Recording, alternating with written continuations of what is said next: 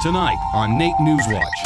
As the vaccine is being distributed, people are more optimistic about COVID-19. I think there is definitely hope that by year end we should be out of the thick of this.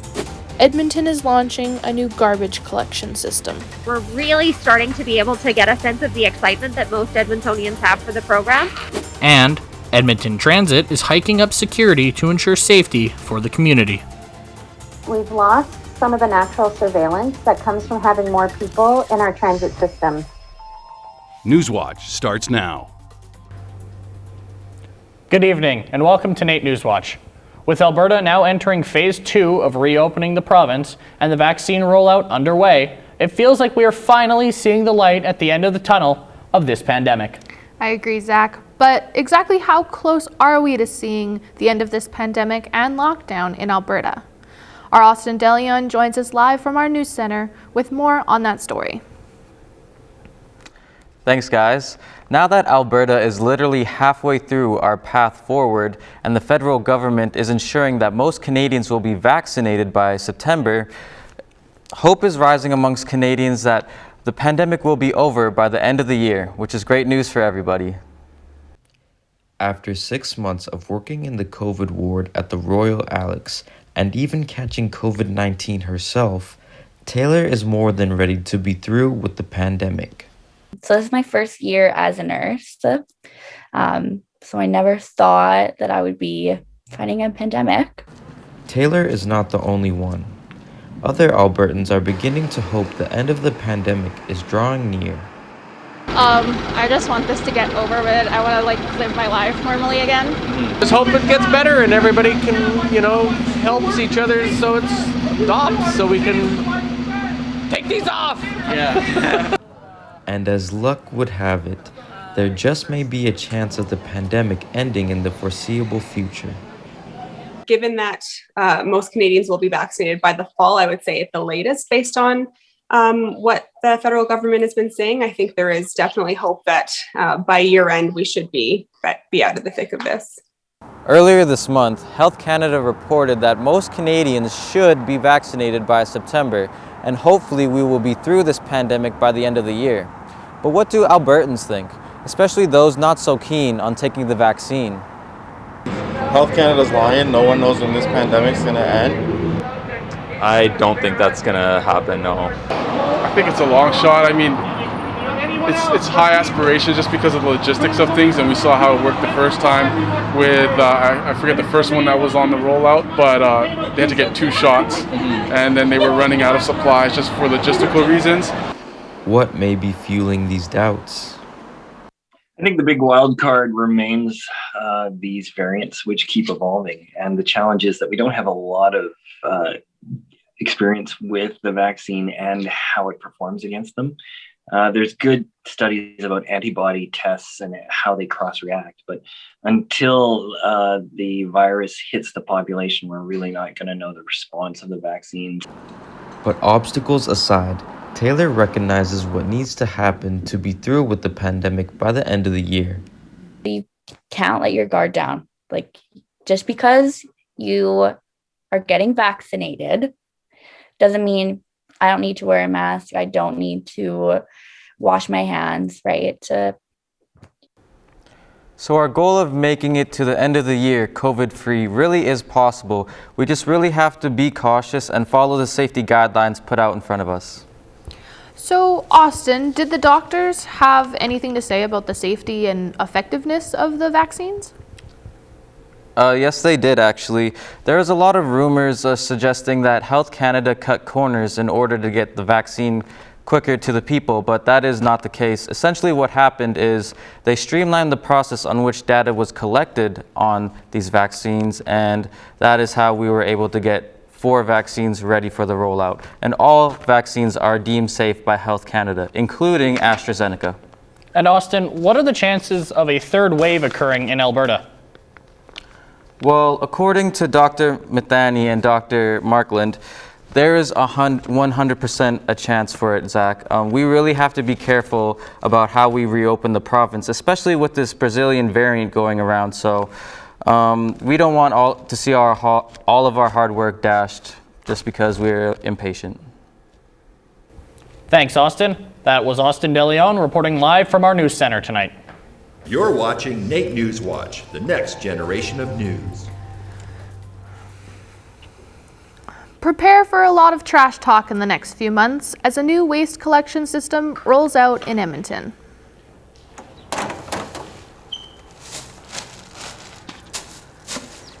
After a year-long delay, households across the city currently partaking in curbside collection can expect to receive their new waste collection carts within the next 6 months.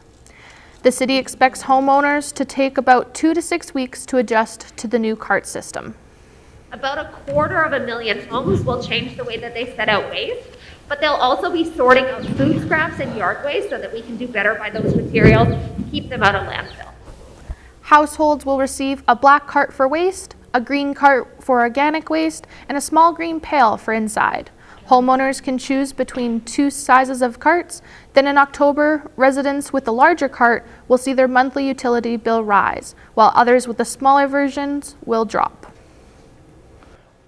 A nonprofit organization has announced a new video contest that could help out select local businesses in our city with a little extra cash. Edmonton's Next Gen has partnered with RBC to give away a total of $3,500 to Edmonton businesses. While the pandemic has forced the organization to shift to an online format, they say it hasn't been all bad. Changed how we look at Next Gen as a whole and running different events and initiatives, and how else we can reach and engage with that 18 to 40-year-old audience. The contest is comprised of 16 businesses showing why they want the money. To view the videos and cast your vote, visit www.edmontonnextgen.ca. Before the pandemic, the demand for indoor sports facilities was high. And now, even the pandemic can't stop Edmonton's love of sports, as Edmonton Soccer Centre begins their plans to expand their facility. I'm honored to hear as we break ground on the Edmonton South Soccer Centre expansion. Tuesday marked the day for the official groundbreaking event of Edmonton's South Soccer Centre expansion project. The new expansion will provide extra capacity while helping to further benefit players in their preferred sports. We're building 2 new indoor fields that will be used year-round, including a turf field for soccer and a concrete field for ball hockey, inline hockey, and lacrosse. The $30.1 million expansion will be added onto the existing facility and will include an additional parking lot. The City of Edmonton expects construction to take about 18 months and are hoping that the new expansion will be open to the public by October of 2022. The City of Edmonton and its police service announced that they will be increasing safety measures on public transit once again. ETS says they've placed additional security at 19 different stations around the city and are in the middle of doubling the numbers at 15 stations.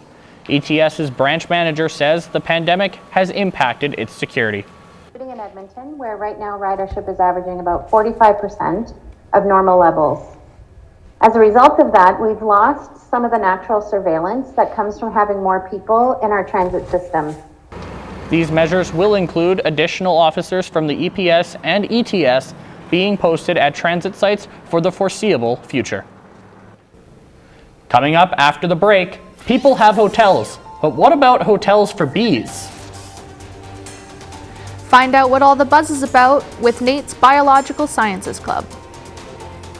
About the size of a loaf of bread, and it's able to house solitary bees. Oh boy, I love to laugh. But you know what? Sometimes I love to cry just as much. Now, do you like giant marshmallow men? Do you one day hope to be as cool as this guy? And final question, you like fabric? Well, stick around after the break for entertainment, and I'll tell you more about all those things. With all this warm weather we've been having, you better pull out your shorts and a long sleeve shirt. All this and more coming up on Weather.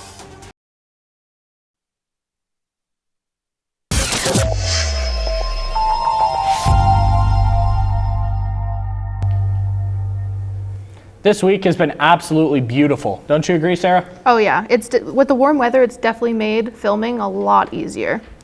Now let's hear about our weather from our weather girl, Cassidy Shandro, with this week's forecast. Thanks, guys. It's been pretty fantastic as we got up to 15 degrees yesterday. Some great news to kick off this weekend with this Saturday being the spring equinox. That means spring is officially here. So let's check out this weekend's forecast.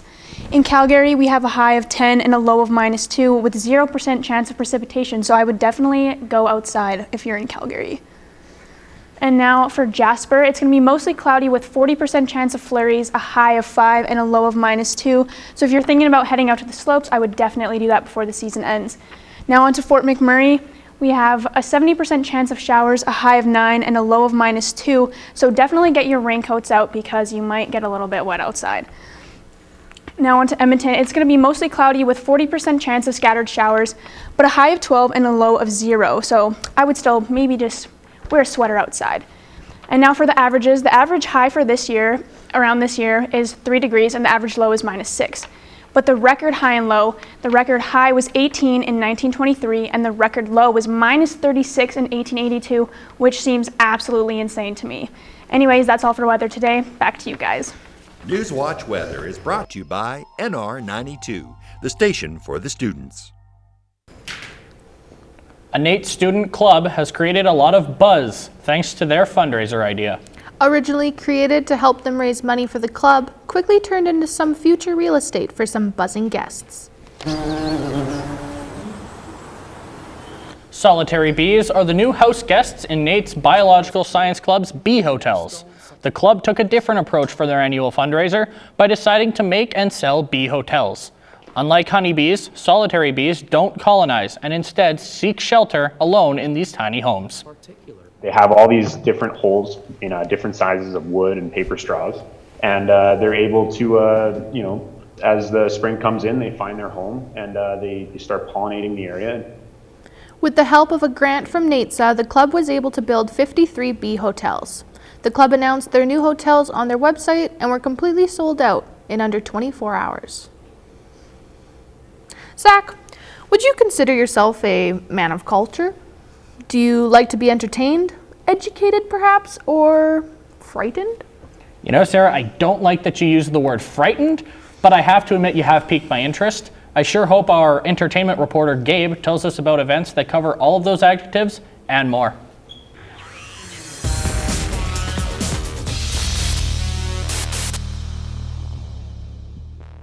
Thanks so much, guys. So as we all know, Edmonton is a city of culture. But did you know that there's a Ukrainian museum on the east side? And not only that, there is an absolutely stunning display of fabrics, tapestries, and clothing.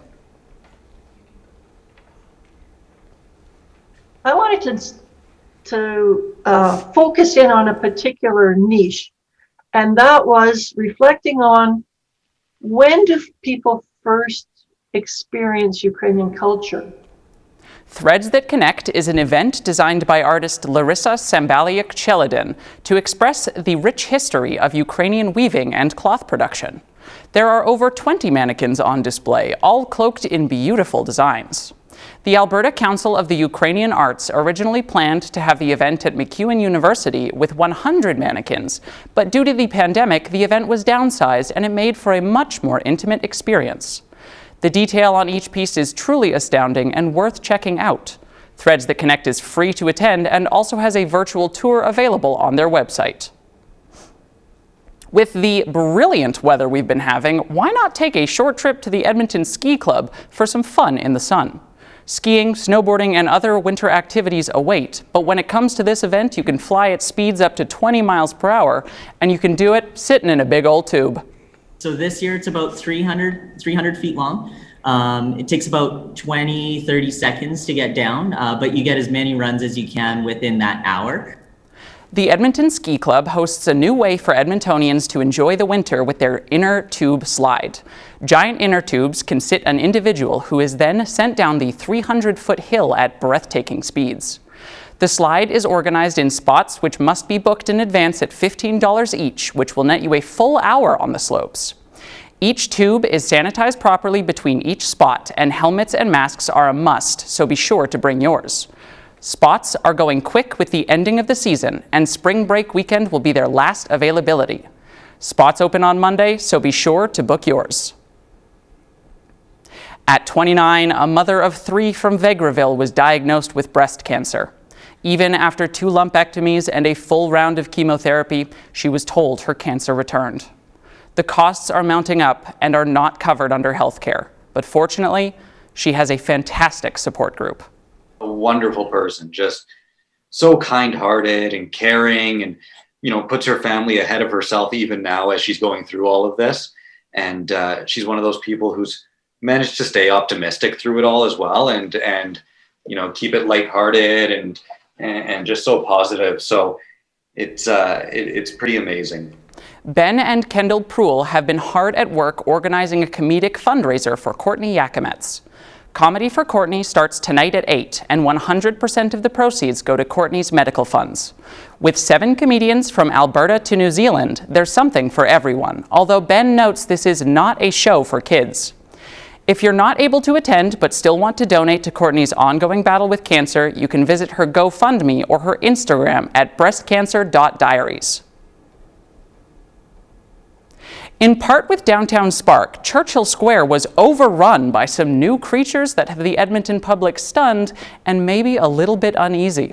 My artwork centers around humans' relationship with the natural world, and my experience of that is humans being quite arrogant, and I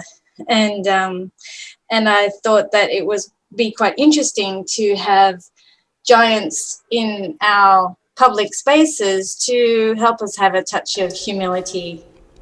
Inspired by the film La Planète Sauvage, Para Studios created stunning white giants that loom over Edmontonians. Standing over 13 meters tall, these inflatable statues can be very intimidating. The statues, dubbed humanoids by their creator Amanda Parer, are inflated every day from noon to 10 p.m., though a few of them stand tall for 24 hours a day. While they're currently in Churchill Square, they're expected to move around to encourage Edmontonians to explore their city. So tell me, I covered all of these. I was in it. I was there. I liked the big old tall guys. What do you guys think? Yeah, I thought I was tall, but 13 meters high, I can't imagine being dwarfed by those. I'm looking forward to hunting them down when they move locations. Yeah, it's really cool. The Edmonton Downtown Spark website lists where they all are, so check that out, or just grab your binoculars and fly in a helicopter. Thanks, Gabe. That was Gabe Muncaster with Newswatch Entertainment. Well, Sarah, it seems today's show has come to an end, but I do look forward to trying out the tube slide over at the Edmonton Ski Club. Well, hopefully for your sake, they still have snow when you decide to go. Yeah, no, very, very good point. Well, as we slowly creep up to the end of the semester, make sure to tune in next week for another busy episode while you still can. And from all of us here on Newswatch, thank you for watching and have an awesome night.